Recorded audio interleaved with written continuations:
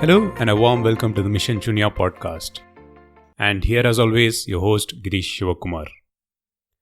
We just celebrated the 50th anniversary of the World Earth Day this past week on 22nd of April. A series of posts was featured on the social media pages of Mission Shunya. So in case you have missed that, do follow Mission Shunya on Facebook, Instagram or Twitter. The handle is @Mission In recent weeks and months, we definitely can't miss the big story of the COVID-19 outbreak. So let's support the government, health and all other supporting agencies to win over this. Wherever you are, do follow the local guidelines and stay safe. The global COVID-19 outbreak has definitely had a big impact across the global economy, and the cleantech sector is definitely not immune to it. However, the situation has given us an opportunity to take a pause and reflect upon the various activities from around the world. So in the next few episodes, you'll as always hear interesting stories, but the focus will be around the cleantech transition during the times of COVID-19. So the series begins with a look at the solar rooftop space in India. The demand for solar rooftop systems picked up in the last few years, especially in the residential and industrial sectors in India. So the last few years also saw an emergence of startups. Many startups came up in the space. So the big question will be who will win and who will survive when the situation returns to normal. The uncertain times throws up a range of questions. Will there be a demand and customer interest for solar, especially considering what happens when the dust settles on the COVID storm? And during the lockdown and during the downtime, what are the entrepreneurs doing to prepare for the battle ahead? So to discuss this and more, we have not one but two guests on the show today. Well, you will hear more about their work during the chat, but a quick note about both of them. First, Harsha Kuntur.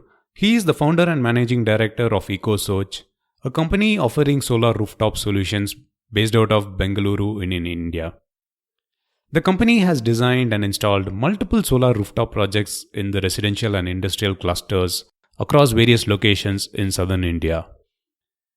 Also joining me in the conversation is the founder and CEO of Sunvest Capital, Sishir Garemella. Sunvest Capital is a non-banking financial company, an NBFC.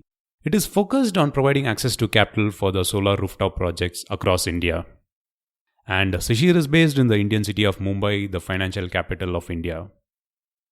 Both Sishir and Harsha have about a decade of experience each in building solar power projects in various capacities in their career. And I am very lucky to have known them for quite a few years now. So when I did have this conversation, I really enjoyed it. So without further ado, let's dive into the conversation. But before that, just a quick note. You'll hear the names of the utility and the electricity regulator during the chat. So it is a reference to the state of Karnataka in India and the capital city of Bengaluru. So let's dive in. Hello, Harsha and Sishir. Welcome to the Mission Shunya podcast. So let's begin by getting to know you better. For the listeners, can you give us your brief background? Hi, Girish. Thanks for having us here. It's a pleasure to actually to talk to the podcast, and this is my first podcast that I'm doing. So I'm actually from a company called EcoSoch Solar. We actually are into solar rooftop business, primarily focused in Bangalore, and we have done projects in and around in Karnataka and few in Tamil Nadu. And our company's got incubated from Araval, Pondicherry. So that's a brief about us. Probably I can talk more about during the discussion. Sishir? Yeah, thanks, Girish, for having us here. Harsha and I also go back a long way, so good to have him on the podcast as well. I'm Sishir Garemella. I'm the founder and CEO of Sunvest Capital. We're a company that is perhaps India's first dedicated financier for rooftop solar. Our mission is to try and make solar possible for every home and every business in India. And over the last few years, we've moved away from a business model of installing solar to financing solar. So in the last maybe last 5 years, we were first an installation company with projects all across the country. But over the last 1.5 year, we focused purely on financing, and we're working in very specific geographies, and one of them happens to be your city of Bangalore. Thanks, Harsha and Sishir, and of course for all the listeners. I've known both of them for quite some time, right from when I started in the clean tech space, and they're really interesting people to know, and they're really passionate with what they do. And the reason that I wanted to have them on this podcast is because no matter where you are, the COVID-19 situation is definitely having an impact in whatever you do, and clean tech space is no different. And being entrepreneurs in clean tech space, the challenges are even more different. So, in general, entrepreneurs generally face challenges right from the word go. But under the current scenario, how does a challenge look like? Harsha, what's your take? No, that's a whole thing with the current situation, right? It has brought us new challenges. Of course, something that we have never seen before or anticipated. It was always challenge about regular markets, whether they're going up or not. Now, unfortunately, this has brought the entire market down. So for us as a clean tech space and especially solar rooftop, we feel that next coming 2 quarters are going to be a little challenging for us, especially because a lot of people won't be spending their money on on something they find to be which can they can postpone to the future time. Having said that, we also see I specifically see a lot of positivities solar space, especially Indian government has been central ministry has been really pushing hard and supporting a lot in the clean tech space. So especially solar rooftop and solar itself. I was in a call with one of the webinars with MNRE, and what I came to know is that they have not stopped any of their biddings for rooftop, not rooftop, but solar in general. This year, I believe they have done for 34 gigawatts of biddings have already been done, which actually is encouraging because industry is not going to die. Maybe there will be some companies that could go down or go up or can wait or sustain for some time. But overall, the market space looks encouraging because the government is not backing out from this area. And the question is, some of these companies, including us, how we take up the work, define us, whether we would sustain for long. Few things, and I think which we can discuss later on. But overall, the market segment, I see it as positive in long run. There's going to be in short run. There's going to be a problem. For 2 quarters at least. That's something that we are all prepared for. Sishir, what's your take on the COVID-19 situation, and what do you see as the potential impact? In the short term, I believe that while solar is a great asset for anyone to have, I think it is a highly discretionary investment, either residential or SME.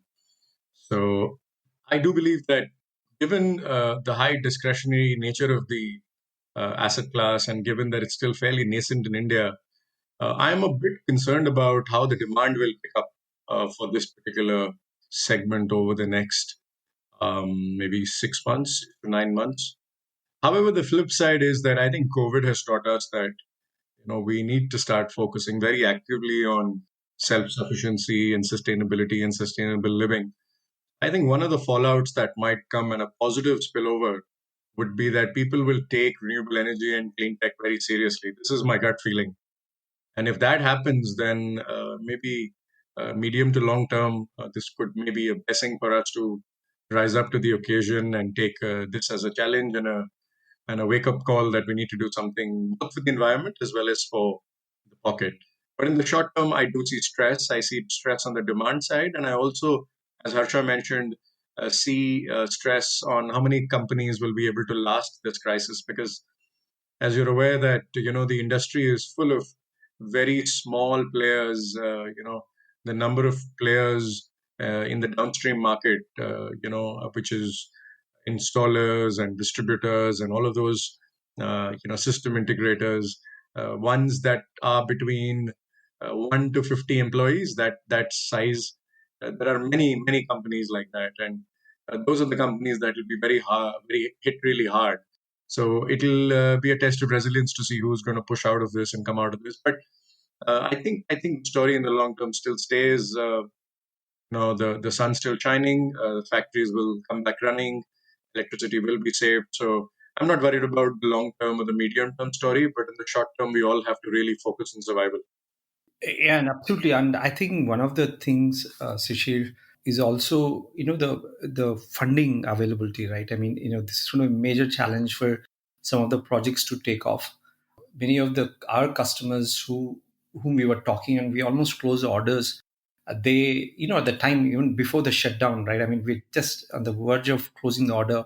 The customer said, I don't know whether I'll survive myself, and I have to hold my money for some time. So he actually said, we'll wait and watch the situation and see whether, if things work out, we'll go for it. It's a fairly big project. And I think that availability of funds, and I think also the government is pushing, the RBI is recently announced that asking all the banks, they reduce the reverse repo rate, assuming that the banks would pump the money back into the market. We don't know how that's going to play itself, but that's a bigger space, and that's actually to do with Sishi's turf, the financial sector. And what we are saying to our customers is, if the banks are open and if the companies have got a long term outlook, we are saying, go for at least with a loan model in a short term, and so that you can do it. The second aspect, and one of the things I was saying also, why I was a little bit positive, is that I just came to know today morning, in fact, that Karnataka state rooftop policy, for example, had actually expired on March 31st. Last year, it took them 6 months to get a new policy renewed. Today, I spoke with the KRC and I came to know, for example, that they said they have extended the state policy till a new policy comes, which could be probably 3 to 4 months later, which is a very good sign, because that's actually the government is backing the solar.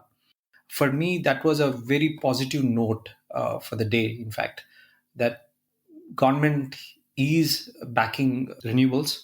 And that's to point with what Sushil is saying. People do understand that renewables is a thing going forward. And I think this government, fortunately, the central government is really pushing all the discoms also to really support.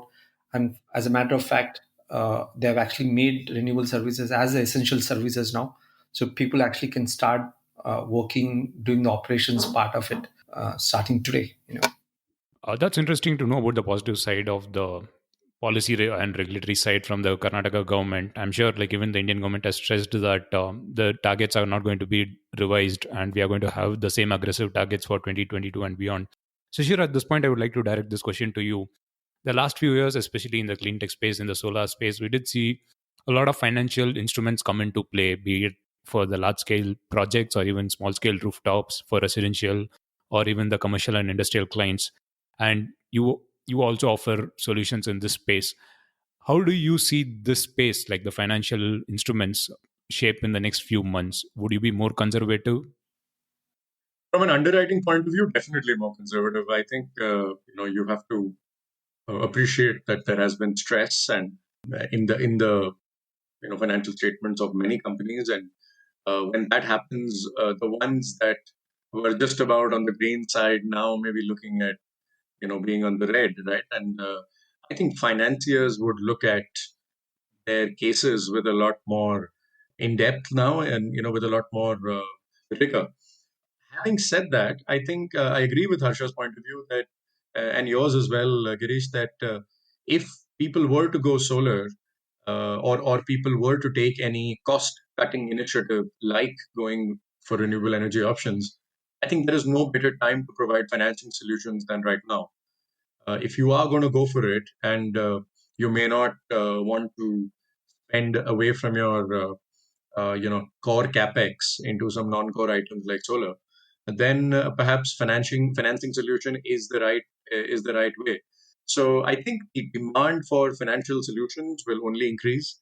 I think on at least the financing front, there has been less of action over the last few years, especially in the small scale solar market. I mean, India has seen a lot of OPEX and PPAs for well-rated companies, but short-term loans and leases are still products which are yet to be tested. The market's not deep.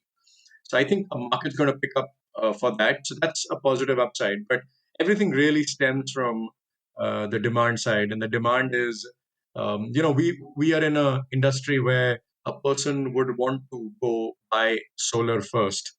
Then they would think whether I can afford it or not, or should I go get a loan, or should I get a OPEX. So first comes the product, the desire for the product, and then comes the willingness to finance it or not. So if the very first thing is there, then perhaps it makes sense to think of the second question. But if the very first demand itself is not there, the interest, and that is something that we'll have to wait and watch. I'm just taking a little bit of a cautious side because you don't want to come out of this all guns blazing and trying to install everything and anything possible. But I think it'll be interesting to see how how the consumer behaves and coming out of the COVID. And obviously, it's given a long time for everyone to think of choices that we've made. And but if yes, they come out with a big bang demand, then I think the financial services for this space is going to tremendously increase. There's a lot of latent capital sitting there waiting to be deployed. Even people like us, we've taken some time to build up the company in terms of processes and understanding the product and what the customer really wants and how to position that. We're working with installer partners across the country, across the certain cities, such as EcoSoch. So we've got a lot of feedback. And just when we were really about to go gung-ho, COVID hit us. So while that is unfortunate, I think it's critical that we brace ourselves for the medium term and how we're going to make a recovery out of this rather than worry about the next 6 months, because we all have been in this too long to just really worry only about the next 6 months. I think Harsha would agree to that. Yeah, absolutely. And I'll add one more, just positive note, Sishir, to yours. To start with, one of the negatives of the COVID is that, the lot of these power producing companies, they may not, or the distribution companies may not be able to pay the money to the power producing companies, right? If the C&I comes down, the intake, which also means that if the demand goes down on the C&I, the problem is today most of the cross subsidy surcharges that are being paid, or subsidies are being paid, is by the C&I, for the distribution company. Now, if C&I goes down, the ripple effect of that actually is the price of electricity, which is a cross subsidy, actually should because there's the tariff rate should go up to pay for someone else, right? In this case, the agriculture and the domestic customers. So my expectation is that in short run, the price of tariff could fluctuate quite a bit.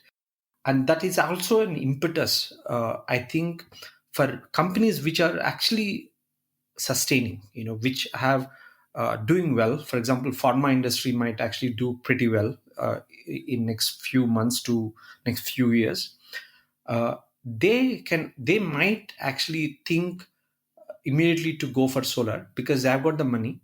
They also see the long term, the cost of electricity going up, and one could actually talking to these customers to convert and go solar purely on economic reasons, not necessarily even to global warming or climate change, right? I think there are spillover effects, that would come out of this. But the market overall would come down, drastically. So what we do business might come down, but it may not be a complete zero. We might still do some good amount of business. The only reason I'm saying is also the government policies are supporting solar in general and solar rooftop as well, because solar rooftop is one of the worst hit in this segment in the solar. On the positive note, we will be able to probably close some orders. A negative note, the overall market might, the market share could come down by 20-30%. From last year to this year. So that's on both positive and negatives. That's an interesting perspective, Harsha. And as you rightly said, customers, commercial and industrial customers, are generally the ones, especially in India, paying the higher rate for electricity, and they kind of cross-subsidize the agricultural demand and the domestic consumers. So with industries kind of not performing at their peak, their consumption could be lower, and the distribution companies could actually face the wrath and they would not be able to pay their dues for procuring power. And on one side, this might also reduce the overall consumption of electricity in the entire sector. But at the same time, as you mentioned, some companies might do well, and that could actually, in fact, create more demand. Although that quantum of demand might be less compared to what would have been actual in the business as usual scenario. Now, moving back to again the idea of like clean tech entrepreneurs. Clean tech entrepreneurs are generally the evangelist for the space. I mean, both of you have been in the space for quite some time and long time, in fact, and you had to be an evangelist advocating the benefits of solar and talking to customers and educating that. And it took a long time because it doesn't come easy. Educating people doesn't come easy, and for them to understand the economics of it and the benefits of it takes a long time. But now with this scenario, do you think all that kind of education and all that kind of prepping up the customer is kind of reset to an extent? Okay, so not fully though. I mean, to tell you, Girish, I mean, we've been doing webinars, and yesterday we did one actually. Sishir was kind of to actually join the webinar and talk to some of the customers who were interested in going for solar. Maybe not now, but later. So the educational part, I mean, people are now in terms of the knowledge space and reaching out to people. I think that has only the medium of reaching out has changed, and then we are able to still reach out to the people. But in terms of how many people would be interested, would have come down drastically. Of course, that that is not there. At least because we are in the midst of lockdown, we are not able to see that impact directly now. But we are having in the webinars, people are attending quite a bit. We I think we have reached out to almost, if I just say, around 200 people, in the webinars in last 3 weeks. Sishir, would you like to add to this? Yeah, Girish, I think, look, I think where we started was a concept, right? Many years back when we started out, there was no net metering in the country. There was very little actually in solar at that point of time. From there today till today, there is obviously a very different. I mean, everyone at least knows one person who's gone solar, and they have good or bad stories, but they have some stories, right? So there is some data points there. My challenge is: are people waking up in the morning and saying, this is a great thing for me, and should we do it? See, all these businesses, including ourselves, when we make a business continuity plan, we look at scenarios and we look at places where we can cut costs. I think we've proven time and again through our own businesses in our own ways across the country that going solar is a great way to cut costs and finance it however you want it. That's more of a financing topology, but reality is that this investment, if done with the right installer and with the right equipment and with the right kind of financing, it is a very good one. Perhaps, arguably, one of the best investments that you could make from a purely return perspective, economic return perspective, right? So, despite knowing that, are we in a place where people are, still sort of coming out and proactively searching for solar in the industrial space? I don't think so. I think one of the things that you need to think of is that the market that we operate in is, if I were to give you a sense, in the MSME space, we're in the micro and the small kind of a space, more of a small and perhaps a smaller side of the medium as well. So we are not talking about large enterprises here, right? So the large enterprises have a very strong ecosystem for developers, etc. But the smaller ones, I think solar is still fairly new and people still don't know enough. And we've done a lot of industry presentations and we've done a lot of industrial cluster work. And a lot of that is ongoing. A lot of that is very important. But I think there is still a lot of work to be done. So, from a demand perspective, you use the word evangelism. I think that evangelism is not over yet. I think we've come a long way, but and it's a great place to be right now for someone new starting out compared to where we were.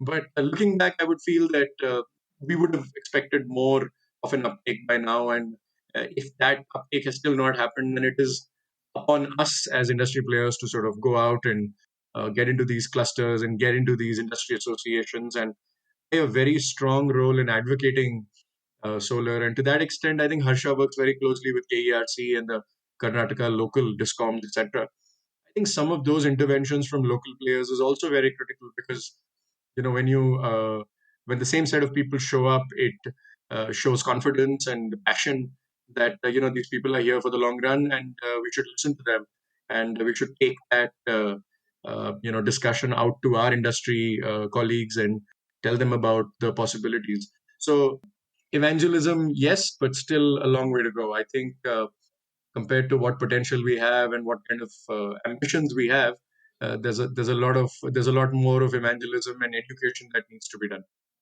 And to add to that, I think that has to be done irrespective of COVID situation itself, right? I think that we have to do. I think for large number of people. Just to give you one statistics on the number of rooftops, for example, in Karnataka is 2,200. Actually, not in Karnataka, but under BESCOM, right? And BESCOM is a major chunk of rooftop systems in Karnataka. They have around 2,200 systems in the entire BESCOM. Considering the number of businesses and number of residentials houses that are there in Bangalore alone, this number is very, very meager. So you can understand, I mean, in terms of as such, the awareness is less. But I think, pre or post COVID, I think that evangelism of reaching out, I think that has to be done in a long run. I mean, I think we're talking about next 3-4 years itself. Yeah. I think very early in our journeys, we realized that, for good or for bad reasons, we're trying to build a new category. And whenever you try to pioneer something, it takes a lot of time and a lot of patience. Obviously, there's a lot of reward as well if you're successful. However, it takes a lot of time because behavioral change and shifting mindsets and figuring out the drivers, we like to believe that environment could be a driver, but really it's not. Regardless of how much we speak about climate change, eventually for the Indian businessman, and why shouldn't it be, right? It's about an investment, and they're hoping to get a good return on investment on that particular bet. So I think the behavior change, the shifting in mindset, and adoption of clean energy is something we still talk about very often between our own industry circles to see how we can sort of maybe affect policy or advocate this further.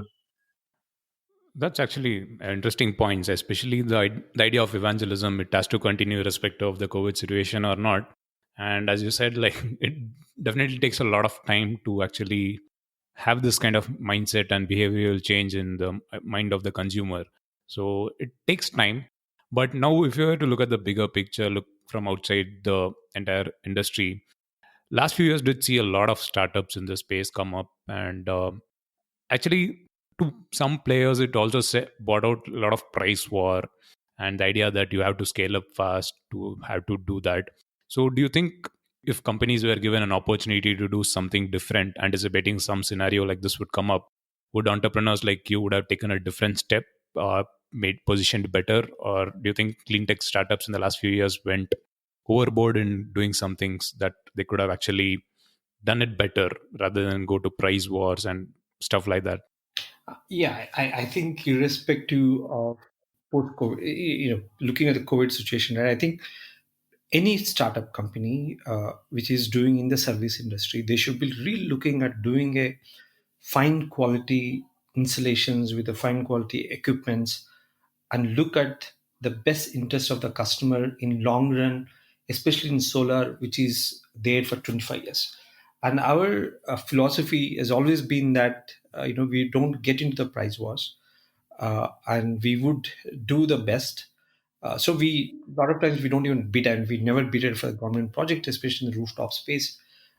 Primarily because the quality, when you look at 25 years lifespan, especially in solar industry, I think people who have betted on a price war and gone lower price, even though you can't reach out, I think those companies would eventually shut their businesses because at times like COVID, you know, you are questioned with everything, right? Your systems, your quality, everything comes into play. The systems which are not being maintained, they're going to eventually suffer. And if you don't have enough bandwidth in your own company to take care of the systems in long run, I think you're doomed to fail, right? I think What my take is always that whether it's in clean tech space or e-commerce space or anything, I think the only companies that could survive always in long run is not the companies that only look at price. What price is important, but those companies which look at the quality, and then you are able to deliver the quality and at a price that is affordable. I think that's a win-win for everyone. I think going forward, I actually see that the price war, more than the price war, I think the quality would come into play. Many companies do. I anticipate that they will close down. People who don't have enough capital with them, liquidity with them, and they've been going aggressive on their prices. That probably, unfortunately, they would probably see on a bad side of COVID. Sushir?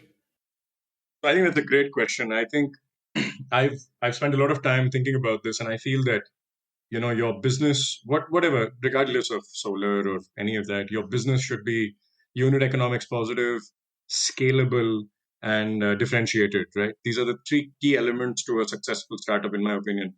Obviously, helps to have large pools of capital backing you, but if it's not one of those three things, then a large amount of capital will also not be able to solve for you.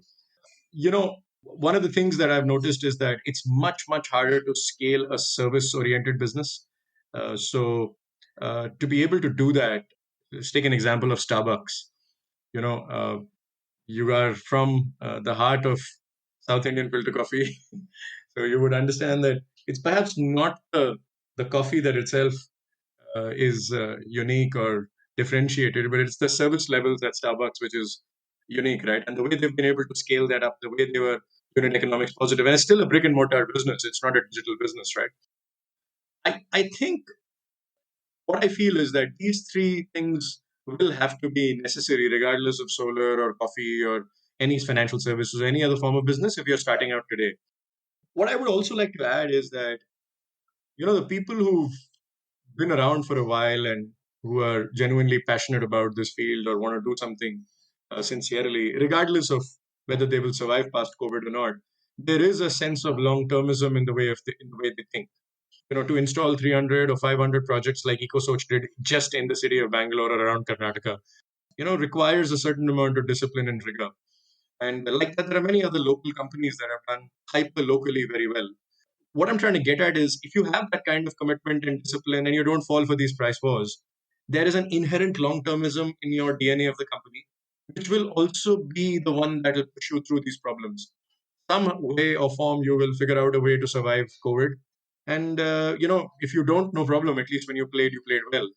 But you will come out of this. I'm very confident that people who've been around for a while and who understand the value of unit economics and not falling for that quick buck or the quick negotiation there for price, I think will survive this. However, the fly-by-night operators who are opportunistic, uh, I think they will make money in the short term. They have in the past, but I don't know in the long term whether they can really scale their business on, because there is really no differentiation. Price cannot be a differentiation in business. I think, and it's regardless of which geography you're in India or abroad. I think it is a fundamental thing that price is not the only thing that people buy. There are so many other things that go in a deal, right? And so, yeah, my view is that sometimes shakeups like these are also important to see that who has the wherewithal to hang in there, which is why I think the mantra today for any startup or anybody, including ourselves, and I'll be very humble about it, is survival.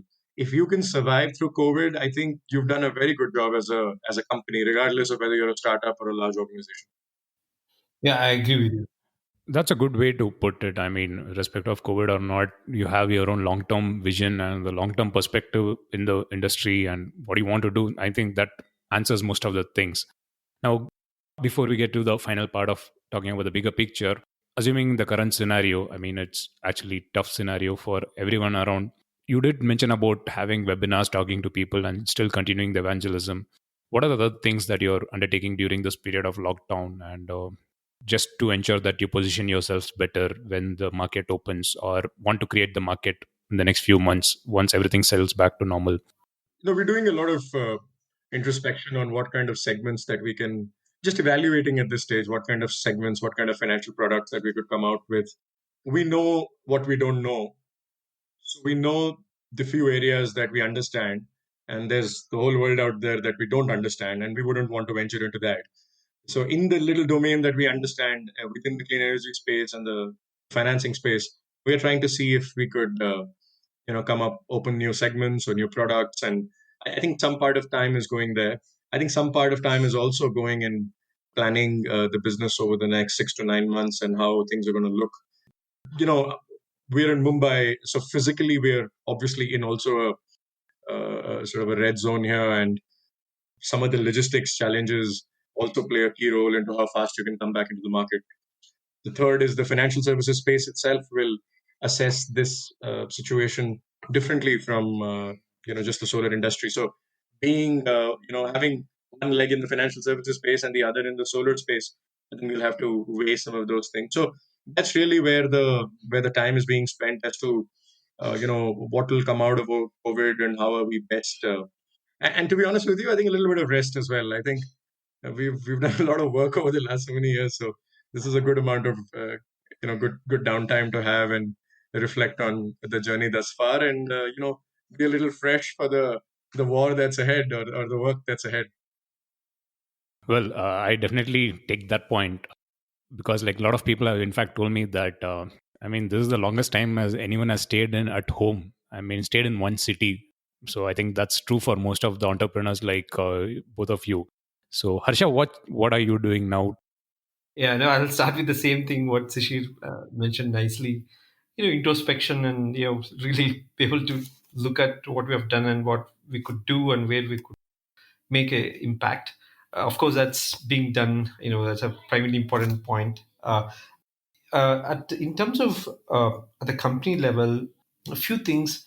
What I call as optimization of the resources. So far things have been okay, and people can come meet each other at office. You travel to meet a client, take 3 hours to go there in Bangalore sometimes, 2 hours to go there, and then come back.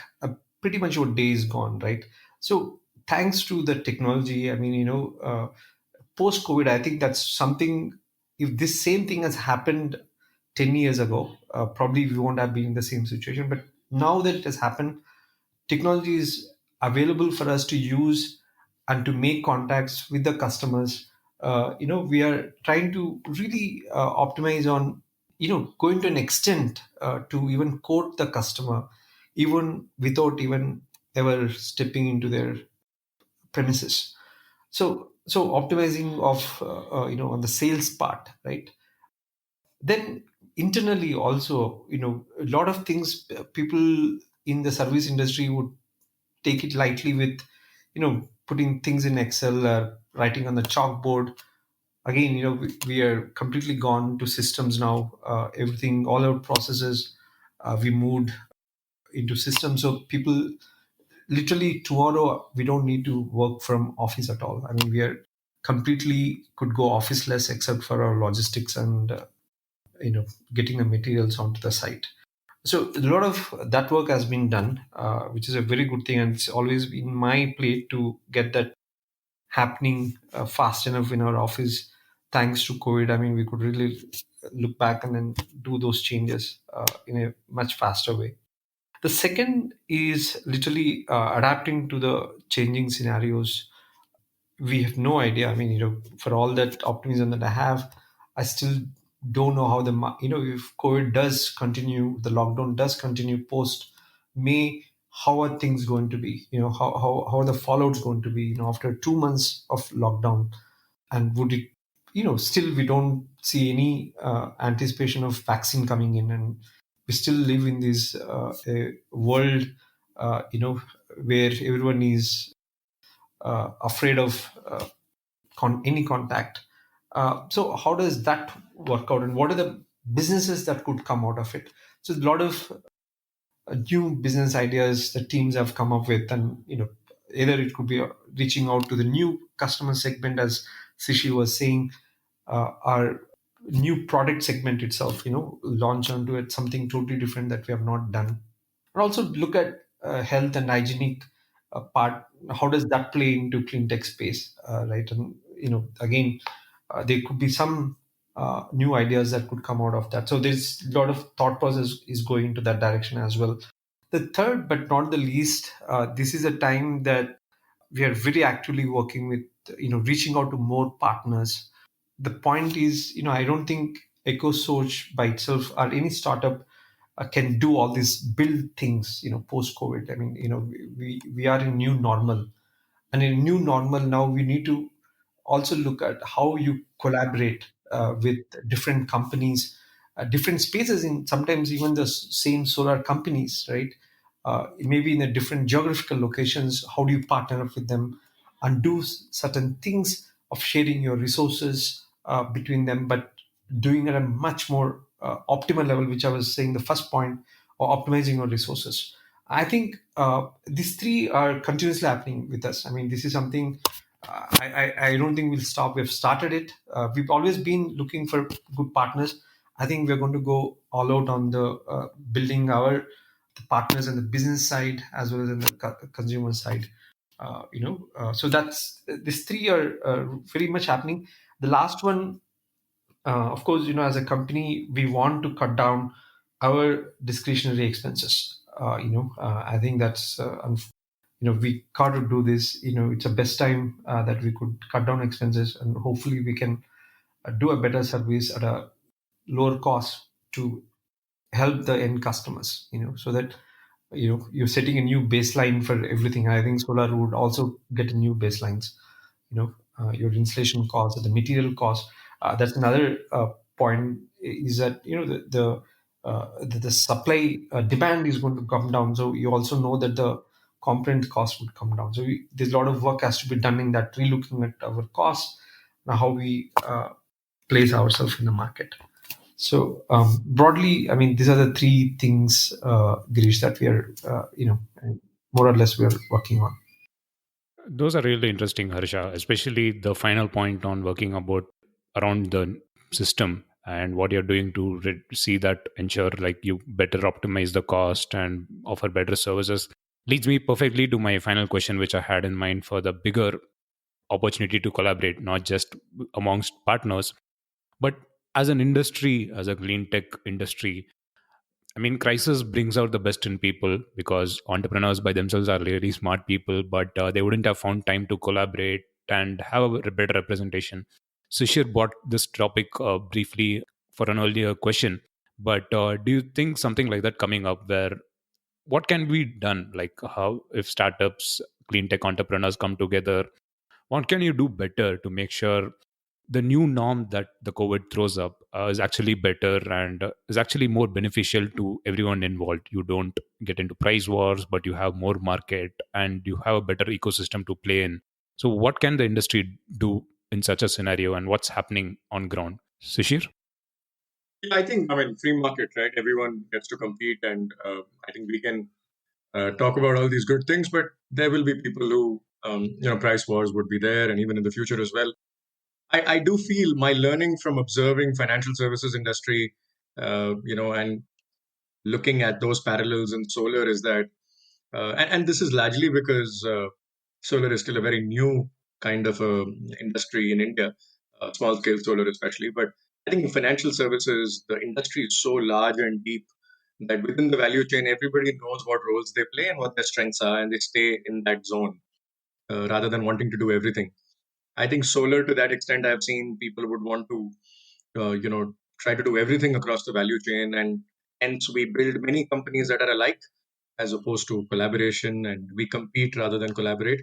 Having said that, you know, if you're in this game, you're probably ambitious. So, how much do you want to really work with others, and how much do you want to do for yourself? All of that aside, I think that's human nature. But I think definitely one of the things that I think of is that one of my old industry colleagues within this, I mean, in the same field as ours, another installation company in Mumbai, their founder had told me a while back that we should open some sort of a small scale solar industrial association for policy advocacy. And, now I look back at that thought and I feel that it would have been a perfect time for us to have more people like Harsha and myself talk about this, put it on a charter, or put this on a piece of paper and go to the government as a government or the regulators or whoever is in the position of power and represent an industry, right? If you look at the representations that we have at the moment are largely either the big developers or the large CNI players. There is really nobody in the small CNI market. I agree that dollar to dollar, this market is still not very deep. But you would have to give us the fact that the number of people that we employ, lots of companies, few employees, but lots of on per company, but lots of companies, and so that is there is a lot of good deed that's being done. So representation is very critical, and perhaps now I feel, looking back, that those steps have to be taken so that next time we are hit, God forbid, not anytime soon or never, but if we are hit with something like this, then at least we have an industry body that can stand up for us, or we can stand up for ourselves. So apart from that, I think we're still brainstorming as to how we can collaborate more. But definitely, I think moving to tech, moving to digital, anybody who's willing to enter the space, I would say, please keep your services as asset light as possible. And solar is largely, for that matter, clean energy. The last mile is very brick and mortar. But if there is anything in the middle that has a technology aspect that you can cover up, through your discovery or innovative ideas, then focus on that, because scalability is very critical and the market is very big. So that's really my thoughts on collaboration, competition, and coming together in the time of crisis. I agree with you, and I think the one point that Sishir brought it is that having a representation, right? I mean, that brings along your own ecosystem. Within that space, that little ecosystem that you have. Maybe it could be the rooftop, small, C&I stuff. I think having that tribe, you can call, which could actually helping each other at a time of crisis is very, very important. And I think going forward, you would see your companies, other companies, are including our company. There could be services that we might actually need help from other ones, because we are not able to cater to that particular client in that locality. And it's very important to build those partnerships to be able to do it, and also represent at a broader scale what we do. And I think especially the crisis always brings the companies together, and people together. I think that's going to be the norm. I really hope that many companies can work rather than compete. Competition is good for the market. That's the market to decide. But at a human level, as an aggregate, if you see, it's only when each of us help together, the market in long run would sustain. The again valuable points from both of you.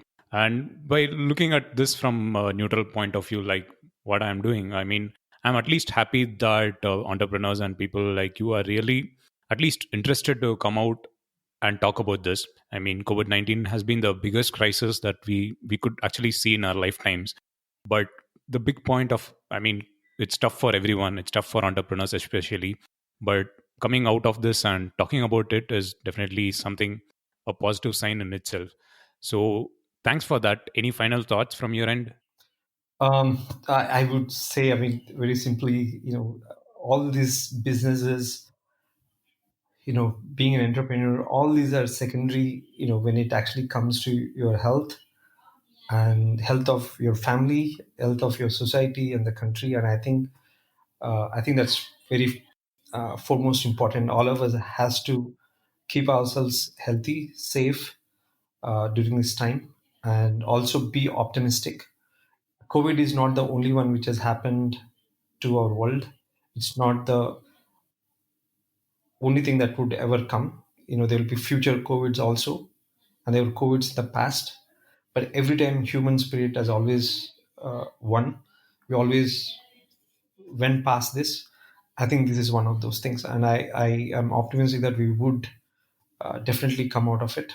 Short run, yes, we do need to make sacrifices, but that's okay. We all are in it. So I think my final say is just stay safe, stay healthy. Sishir? Yeah, I mean, I agree with Harsha. I think, you know, it's clear to us that platforms like yourself, you're doing a great job with your podcast, and these are I think we need to do more like things like these, and probably be have more podcasts and get people more together, especially at this time, hear each other's perspective, because I think relationships and uh, health and there are a lot more fundamental things than just business, and business is important and it's critical, but some of those other things are very very crucial to a great quality of life. And I think to me this is catching up with two old friends, and I know you for a very long time, the both of you. I know the kind of passion you have for the space, and we reciprocate that. So overall, I think it's a very good feeling to be here. So thank you very much, Girish, for having Harsha and me here. I can speak on his behalf as well, and look forward to doing more of these, and perhaps I will end also saying the same thing that Harsha said, that stay safe, be positive, and keep the faith, because the only thing that matters at the end is belief. Well, thanks for summing it up well, Sishir. And yeah, it's been an absolute pleasure to have known both of you for quite some time, and really happy. I mean, just like a normal time, I just called both of you and I said, like, what do you think of the current scenario? And glad that it's ended up on being a podcast episode as well. So yeah, I'll try to do my best, try to get more people and more conversations happening. At least the best is that we get different perspectives and talk about the challenges that we face, and ultimately, like as you have both previously said, I mean, crisis is temporary, but the human spirit is permanent, and I'm sure we'll win over this.